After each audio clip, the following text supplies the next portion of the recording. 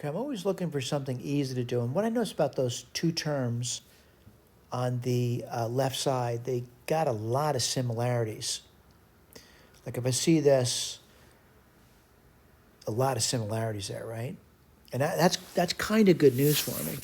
And I'll tell you the reason why. Let me write down the first term. I could write down as x squared minus 2ax minus 3a squared plus 8a squared. And then I could divide this thing by this, and this thing by this. I want to point out that's just this thing right over here. And what's that going to be equal to? Well, conditionally 1, we'll worry about the solutions when we get there, 8a squared over x squared minus 2ax minus 3a squared. All right, I want to go to the key and tell you where that is. And that's right here. It's the first term, and I see this over here. I see exactly what I'm expecting to see. Now, what I'm going to do with the other term, and by the way, it turned out to be pretty nice, by the way. So I'm going to look at the other term, and that's not as nice as the first term, by the way. But I'm still going to do something I've done in the past. I'm going to do a long division.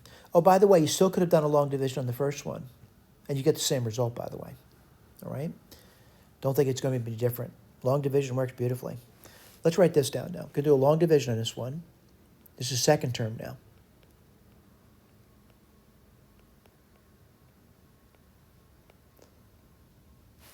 And you get 3x squared plus 3ax minus 2a squared. Well, I'm going to say 3. And what do you get? 3x squared plus 3ax plus 6a squared. Well, that's nice. What do you get? Minus 8a squared. So if you did the division on the second term, what do you get? 3 minus 8a squared over x squared plus ax plus 2a squared. All right? Let me show you this is in the key. And again, we're just looking in the key at this point to verify that what we're saying is true.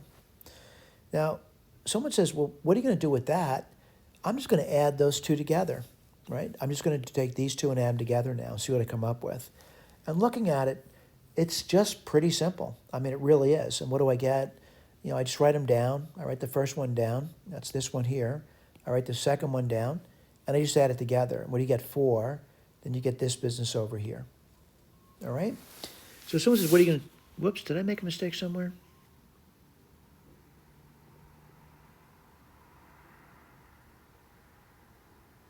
Let me just make sure I copied it right. Yeah, I did okay. I'm sorry. I got a little confused there. So, what do I know now? I know that's equal to 4.